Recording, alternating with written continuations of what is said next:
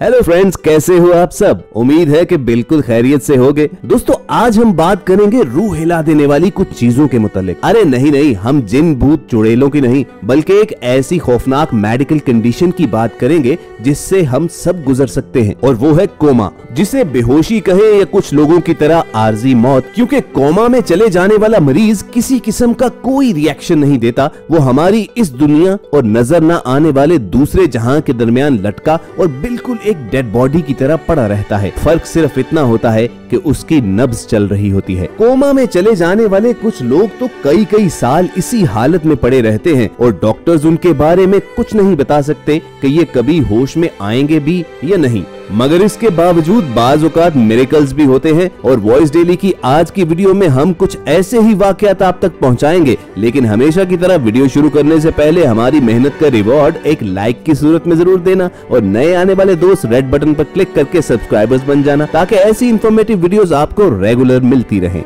Martin Pistorius 1975 को south Africa में पैदा हुआ, और 1988 में जब वो 12 साल का था तो एक दिन वो ये कहकर स्कूल से छुट्टी लेकर घर आ गया कि उसका गला खराब हो रहा है। एक ऐसी आम बीमारी जिसका इलाज सादा सी दवाई से कर लिया जाता है। मगर मार्टिन फिर कभी स्कूल वापस न आया।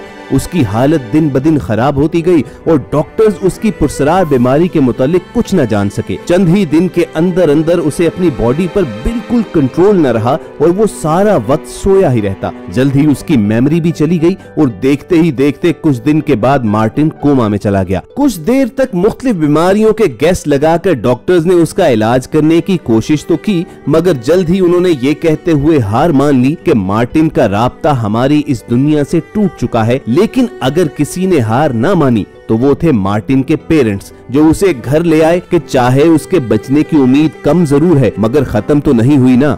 दोस्तों, मेडिकल हिस्ट्री हमें बताती है कि कोमा में चले जाने वाले लोग ज्यादा देर जिंदा नहीं रहते, मगर अंदाजों के बरक्स मार्टिन बहुत लंबा अरसा कोमा में पड़ा रहा। जी हाँ, पूरे 10 बरस। और जब हर कोई ये समझ रहा था कि मार्टिन एक डेड बॉडी से ज्यादा कुछ नहीं है जिस पर बाहर की दुनिया का कोई असर नहीं होता, तो मार्टिन बताता है कि बीमार होने और कोमा में चले जाने के कुछ देर बाद ही वो सब कुछ महसूस कर सकता था। उसे मालूम होता था कि उसके इर्द गिर्द क्या हो रहा है। बस वो ना तो आंखें खोल सकता था और ना बोल पाता था। उसे एक ख्वाब सा महसूस होता था कि जैसे वो किसी ऐसी जगह पर है जहां उसके इर्द गिर्द आग उगलते हुए ड्रैगन मौजूद हैं, मगर कोई उसे बचा नहीं रहा। लेकिन जब वो 17 साल का हुआ तो एक दिन मार्टिन ने आंखें खोल ली। उसकी याददाश्त भी वापस आना शुरू हो गई, लेकिन अभी भी वो बोल नहीं सकता था। उसे यूं लगता था जैसे वो एक भूत है जो सामने होने के बावजूद नजर नहीं आता और लोग अपने कामों में मस्त रहते हैं। मार्टिन खामोश नजरों से सबको बस देखता रहता। उसने बाद में बताया कि उस वक्त वो चीख कर सबको अपनी मौजूदगी का एहसास दिलाना चाहता था, लेकिन लोगों तक उसकी आवाज कैसे पहुंचती जो बाहर ही नहीं निकलती थी। तब ये सोचकर उसकी रूह हिल गई कि उसे बाकी जिंदगी इसी तरह गुजारनी होगी कि वो सब देख और सुन सकेगा मगर कुछ बोल नहीं सकेगा। और फिर जब एक दिन उसने अपनी रोती हुई माँ को मायूसी के आलम में ये कहते हुए सुना कि वो ये चाहती है कि ये सब खत्म हो जाए तो बेहतर है, तो वो जीते जी ही मर गया। लेकिन फिर भी अपनी माँ पर उसे गुस्सा इसलिए न आया क्योंकि वो जानता था कि वो ये सब खुद को कोसते हुए बोल रही थी कि वो अच्छी माँ ना बन सकी कि अपने बेटे की कोई मदद ही कर सके। मगर एक शख्स जो आखिर तक मार्टिन के साथ जुड़ा रहा वो था उसका बाप, जो रोजाना उसे खाता पिलाता नहलाता हत्ता के मालिश भी करता था। मार्टिन याद करता है कि उस वक्त अपने बाप की आंखों में देखते हुए वो जोर जोर से चिल्लाता था कि मैं यही हूँ आपके सामने, मुझे देखिए।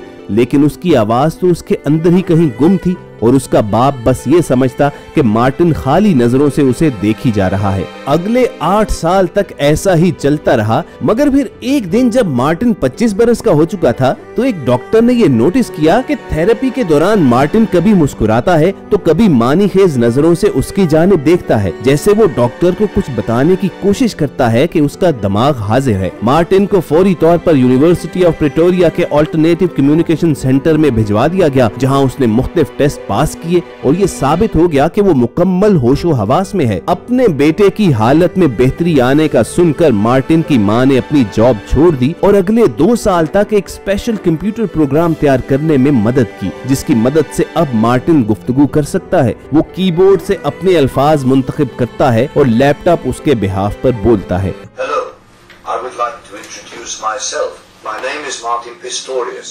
लेकिन दोस्तों, कम्युनिकेशन करने के काबिल हो जाने पर मार्टिन मुतमईन होकर बैठ नहीं गया, बल्कि उसने सबसे पहले अपनी तालीम मुकम्मल की और फिर एक वेब कंपनी में उसे डिजाइनर की जॉब भी मिल गई। साथ ही साथ उसकी थेरेपी भी जारी रही, जिसका असर ये हुआ कि जल्द ही उसके फेस एक्सप्रेशन वापस आ गए और वो अपर बॉडी मूवमेंट के भी काबिल हो गया। 2008 में उसकी मुलाकात अपनी बहन की दोस्त जोआना से हुई। जल्द ही ये दोस्ती मोहब्बत में तब्दील हो गई और 1 साल के बाद शादी करके वो हंसी खुशी यूके में रहने लगे। 2011 में मार्टिन पिस्टोरियस की किताब घोस्ट बॉय पब्लिश हुई, जिसमें उसने अपने तमाम एक्सपीरियंसेस बताए जब वो अपनी बॉडी के अंदर ही लॉक था। मार्टिन का कहना था कि ये बेहद जरूरी है कि आपके पास जो कुछ कुदरत का दिया हुआ है उस पर शुक्र अदा किया जाए, दूसरों से हमदर्दी रखी जाए, कभी भी मोहब्बत की ताकत को अंडर एस्टिमेट न किया जाए और सबसे बढ़कर कभी हौसला न हारा जाए।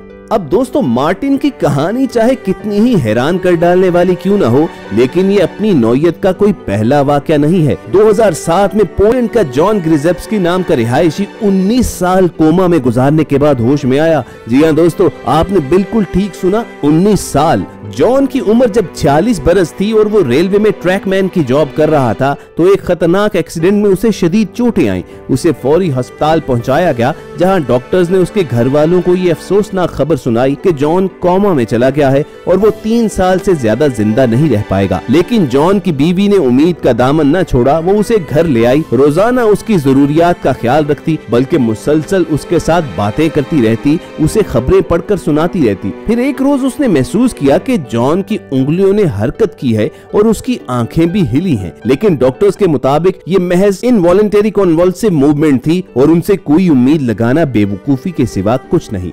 मगर फिर एक रोज कुदरत ने डॉक्टर्स को गलत साबित कर डाला और 12 अप्रैल 2007 को जॉन मुकम्मल होश में आ गया। 19 साल पहले जब जॉन कोमा में गया था तो उसके 4 बच्चे थे और उसके मुल्क पोलैंड में क्यामत का इकोनॉमिक क्राइसिस चल रहा था। गुर्बत ने हर तरफ पंजे गाड़े हुए थे, लेकिन जब उसे होश आया तो उसके इर्द गिर्द की दुनिया ही बदल चुकी थी। जॉन ने एक इंटरव्यू में बताया कि जब मैं कोमा में गया था तो उन दिनों दुकानों पर सिर्फ चाय और सिरके जैसी चीजें मिलती थी। गोश्त का हर फैमिली के लिए राशन मुकर्रर था और पेट्रोल के लिए लंबी लंबी कतारें लगाना पड़ती थी। लेकिन 19 बरस बाद होश में आने पर आज मैं बाजार दुनिया जहान की चीजों से भरे हुए देखता हूँ। जहाँ लोगों के हाथ में मोबाइल फोन्स हैं तो मेरा सर घूम जाता है और मुझे लगता है कि मैं हैरत से फिर न बेहोश हो जाऊं। सिर्फ यही नहीं, जॉन के होश में आने तक उसके छोटे छोटे बच्चे भी अब तो माँ बाप बन चुके थे और वो 11 पोते पोतियों का दादा बन चुका है। मगर जॉन का कहना ये है कि ये सब उसके लिए कोई खबर नहीं थी, क्योंकि उसकी बीवी रोज उसे फैमिली में होने वाली चीजों के बारे में बताती रही थी और वो कोमा में ये सब सुन चुका था। दोस्तों, डॉक्टर्स आज तक मार्टिन पिस्टोरियस और जॉन ग्रिजेप्स्की के इतने सालों बाद कोमा से बाहर आ जाने की वजह नहीं ढूंढ सके। शायद इन दोनों की विल पावर बहुत स्ट्रॉन्ग थी, या क्या मालूम कि मोहब्बत की ताकत ने उन्हें जिंदा रखा, या शायद ये महज एक मिरेकल था। आप इस बारे में क्या कहते हो? इसी सवाल के साथ आपको छोड़े जाते हैं। उम्मीद करते हैं कि आपको इस वीडियो से बहुत कुछ सीखने को मिला होगा, तो वीडियो को लाइक करके दूसरों के साथ शेयर करना मत भूलिए और ऐसी इंटरेस्टिंग वीडियोस फ्यूचर में हासिल करने के लिए रेड बटन पर क्लिक करके और बेल आइकॉन को प्रेस करके हमारे सब्सक्राइबर्स बन जाइए। जल्द आपसे फिर मुलाकात होगी। देखते और सुनते रहिए वॉइस डेली।